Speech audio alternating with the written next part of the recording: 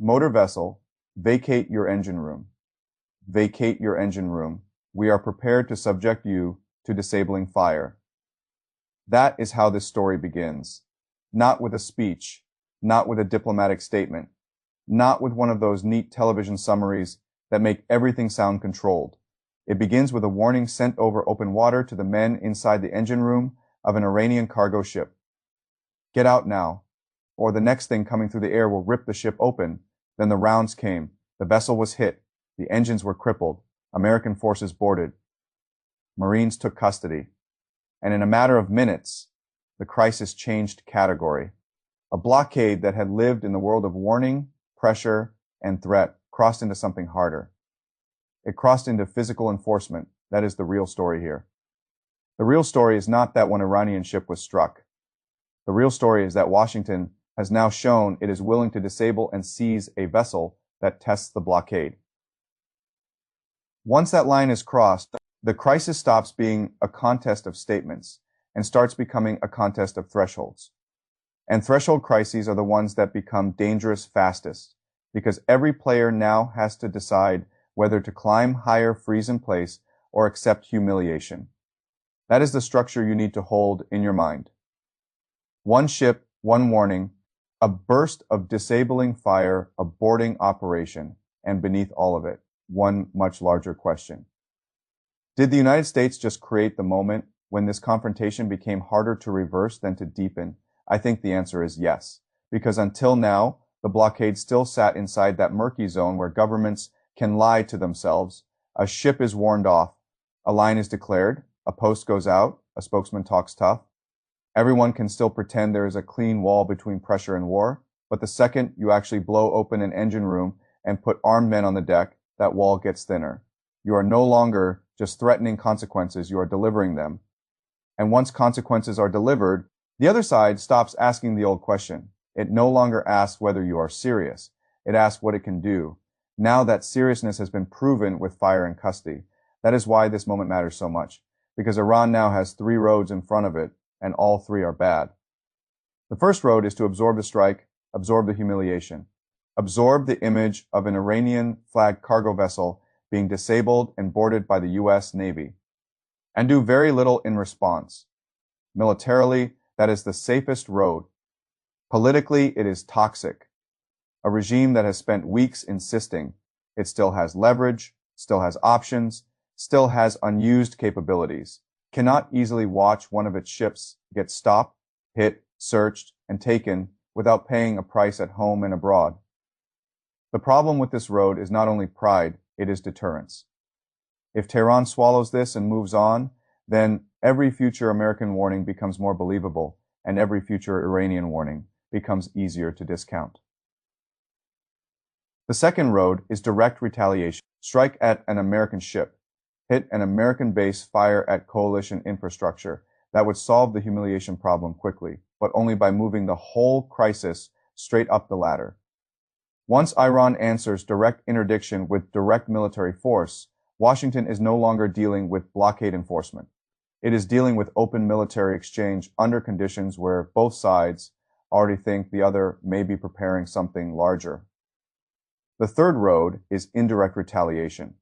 Use proxies, use the Houthis, use mines, drones, harassment, deniable maritime pressure, attacks on shipping lanes, pressure on Gulf infrastructure. This is the most attractive road politically because it lets Tehran answer without answering cleanly. But it is also its own trap. Indirect retaliation widens the map, raises insurance risk, threatens multiple sea lanes at once, and creates economic pain without guaranteeing strategic gain. It turns a line confrontation into a regional systems problem. That is Iran's decision tree, but it is only half the story. Washington now has its own trap, because once the United States has used disabling fire and boarded a ship, it has quietly established a new enforcement floor for itself. If the next Iranian-linked vessel tests the blockade and America backs away, American credibility drops immediately. But if the next vessel is also hit, then the pattern hardens. And when a pattern hardens, the blockade is no longer a temporary political instrument. It becomes a shooting regime that is much harder to contain. This is why I think people celebrating this as a clean American success are looking at the wrong layer of the event. Tactically, yes, Washington won the encounter. A destroyer challenged a cargo vessel, crippled it, boarded it, and took control. That much is obvious, but strategic crises are not judged only by who wins the first hard moment. They are judged by what that moment forces everybody else to become. And this moment forces the whole region into worse math. Look at the timing around it. Iranian state media was already framing American military movements as something more serious than bargaining pressure. In that story, negotiations are not really negotiations at all. They are cover. They are the softer public face placed over repositioning, reconnaissance, logistics flights, rehearsals, equipment movement, and preparation for a larger blow. Once a ship is actually disabled and boarded, that narrative inside Tehran gets stronger, not weaker. That matters because narratives do not just shape propaganda, they shape interpretation. If Iranian commanders now conclude that the interdiction of this vessel was not an isolated enforcement act, but the opening proof of a broader operational ladder, then every American move after this gets read through a harsher lens. And once both sides begin reading each other through maximum threat assumptions, the room for controlled signaling shrinks very quickly. Then there is Yemen reports of strikes in Houthi. Controlled areas matter here, not because the Houthis can defeat the United States, but because they are one of the easiest ways to widen the map without clarifying responsibility. If blockade enforcement in the Arabian Sea turns kinetic at the same time, Red Sea risk begins rising again, then the shipping story changes completely. It is no longer about one choke point under pressure. It becomes a system problem. Gulf routes, Red Sea routes, naval escorts, freight risk, insurance pricing, commercial hesitation, all start moving together. That is when the headline stops matching the real danger.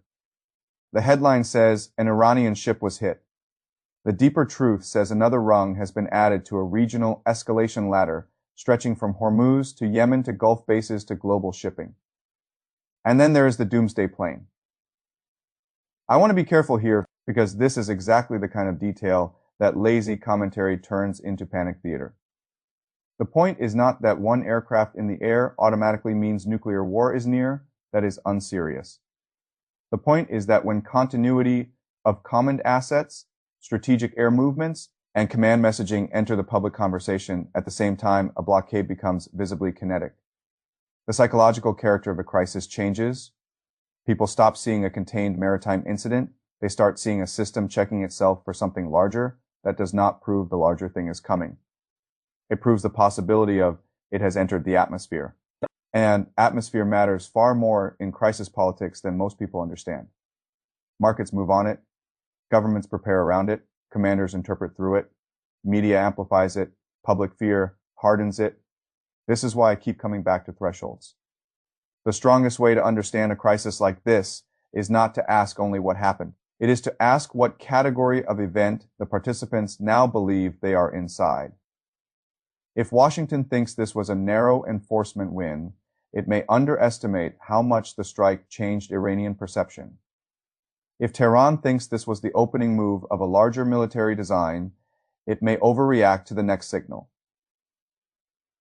If Gulf states think the blockade is turning into a live fire regime with spillover risk, they will start recalculating what they support, what they tolerate, and how much quiet distance they want from Washington's decisions. And if shipping firms think the crisis is moving from warning phase to kinetic phase, they will do what shipping firms always do when uncertainty becomes too expensive. They will step back, reroute, delay, or demand much higher premiums. That is how a military episode becomes an economic event, and that is where the story gets even more dangerous because the Gulf does not need total war to produce global consequences. It only needs enough repeated uncertainty to make movement feel unsafe. Insurance feel irrational and delay feel cheaper than passage. That is how choke points exert power, not only by being closed, but by becoming too expensive to trust. Once that happens, the damage spreads outward. Energy markets tighten. Insurance spikes. Importers pay more. Governments start issuing warnings or tapping reserves. And every state that depends on stable maritime trade begins asking the same question: is this still a blockade, or is it becoming a live conflict zone disguised as one? That distinction matters enormously. A blockade is a political instrument. A live conflict zone is a system shock. What happened to this ship pushes the crisis toward the second category. And that is why the next 48 to 72 hours matter so much. If Iran does little, Washington will feel its method worked. If Iran retaliates directly, the crisis accelerates openly. If Iran retaliates indirectly, the map widens and ambiguity deepens. If more ships test the line, the United States will have to decide whether this was a one-off demonstration or the start of a repeatable enforcement model. And if more command and control assets, more flights, more repositioning, and more proxy activity appear at once, then the entire region will begin operating under the assumption that what started as a blockade dispute has become structurally larger. That is the decision trap. Now, sitting under this story, America cannot easily go soft after proving hardness. Iran cannot easily go quiet after public humiliation. The Gulf cannot easily stay calm. If shipping becomes a repeat battlefield, and the wider world cannot easily ignore choke point crisis once shots, boarding teams, proxy risk, and strategic aircraft all start appearing inside the same narrative. This is why the strongest way to read what happened is not as an isolated naval episode, but as a threshold event. A threshold event is not always the biggest thing in a crisis. It is the thing that changes what all future things mean. Before this, ships could still imagine testing the blockade as a gamble. Now they know what the answer looks like. Before this, Iran could still tell itself the blockade was pressure without proof. Now proof exists. Before this, Washington could still posture without owning the consequences of visible force. Now it owns them. That is the change. And once that change happens, every next move gets interpreted through a harsher frame. I want to end with the line this whole story drives toward. The real danger is not that the United States disabled one Iranian ship. The real danger is that Washington has now taught every actor in this crisis that the blockade has entered its kinetic phase. And once a blockade becomes kinetic, the question is no longer whether the line can hold. The question is how many fronts will open when someone decides it cannot be accepted.